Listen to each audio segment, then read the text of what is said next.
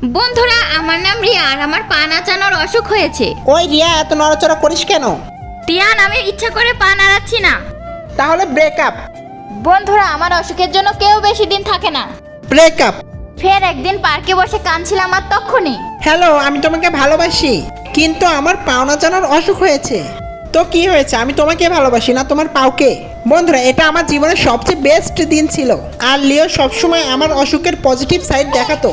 আর আমরা দুজন অনেক খুশি ছিলাম। লিও আমাকে অনেক ভালোবাসতো, কিন্তু একদিন লিওর গান ভাইরাল হয়ে যায়। আর তখন লিও ফেমাস হয়ে যাওয়ার পরে ক্যাফেতে ওই দেখ সিঙ্গার লিওর বউ প্রতিবন্ধী। বন্ধুরা, ওই দিন আমার অনেক বেশি খারাপ লাগে। আর আমি আমার পায়ের চিকিৎসা করার জন্য আমার বন্ধু লিলির কাছে যাই। তোর পায়ের মাসল খারাপ হয়েছে, এটাকে চেঞ্জ করতে হবে। ওকে লিলি, আমি তৈরি।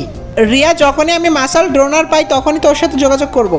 কিছুদিন পর লিও, দেখো আমার পা ঠিক হয়ে গেছে। তাহলে ব্রেকআপ। কিন্তু কি হয়েছে লিও?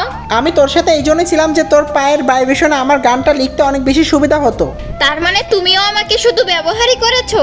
তো তোকে কে ভালোবাসবে পাগলি? বন্ধুরা, পার্ট 2 দেখতে সাবস্ক্রাইব।